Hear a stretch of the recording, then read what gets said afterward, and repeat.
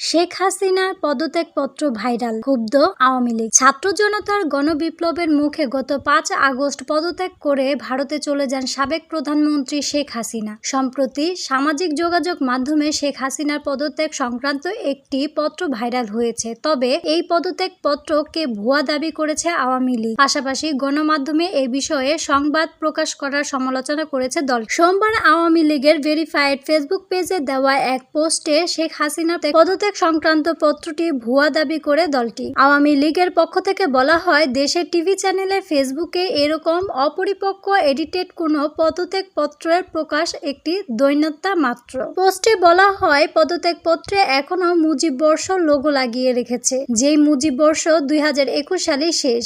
এছাড়া ভুয়া এই পদত্যাগপত্রটি অত্যন্ত অস্পষ্ট। পদত্যাগপত্রের ভাষায় যা মন চায় তাই পাবলিশ করা হয়েছে। ওই পত্রে শেখ হাসিনার স্বাক্ষরটিও গুগল থেকে নেওয়া দাবি করে বলা হয়, এতে স্পষ্ট দেখা যাচ্ছে মূল পেজের সঙ্গে স্বাক্ষরের অংশের পিক্সেল পার্থক্য রয়েছে। আর 5 আগস্ট ছিল 21 শ্রাবণ, কিন্তু পদত্যাগপত্রে উল্লেখ করা হয়েছে 20 শ্রাবণ। পোস্টে আরো বলা হয়, দেশের মিডিয়াকে এরকম নগ্নভাবে ব্যবহার করে নিজেদের হাসির পাত্র বানাবেন না। শেখ হাসিনা পদত্যাগ করার যে আনুষ্ঠানিকতা সে সময় নেননি। তিনি সোজা তেজগাঁও থেকে বিমানে করে ভারতে গেছেন। এসবই বাদ দিয়ে বরং দেশের সমস্যা সমাধান করার আহ্বান জানাচ্ছি। সামাজিক যোগাযোগ মাধ্যমে ভাইরাল হওয়া পদত্যাগপত্রে লেখা আছে, আমি গভীরভাবে দুঃখের সঙ্গে জানাতে চাই, সাম্প্রতিক বিক্ষোভ ও সংঘর্ষের প্রেক্ষিতে যেখানে 300 জনেরও বেশি মানুষ প্রাণ হারিয়েছে এবং আর কোনো প্রাণহানি এড়ানোর জন্য আমি পদত্যাগের সিদ্ধান্ত নিয়েছি। আমি বাংলাদেশের প্রধানমন্ত্রী পদ থেকে পদত্যাগ করছি।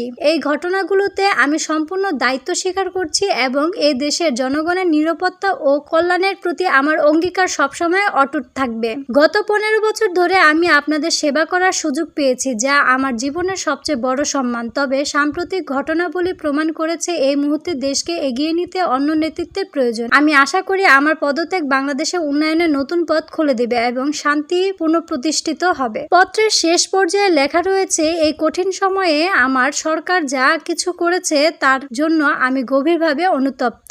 আমি সব বাধ্যবাধকতা মেনে নিচ্ছি এবং এই সিদ্ধান্ত বাংলাদেশের বৃহত্তর স্বার্থে নিয়েছি। প্রসঙ্গত, ভারতে পালিয়ে যাওয়ার পর খোদ শেখ হাসিনা এক বার্তায় দাবি করেছেন যে তিনি পদত্যাগ করেননি। তার ছেলে সজীব ওয়াজিদ জয়ও একাধিকবার দাবি করেছেন যে তার মা প্রধানমন্ত্রী পদ থেকে পদত্যাগ করেননি।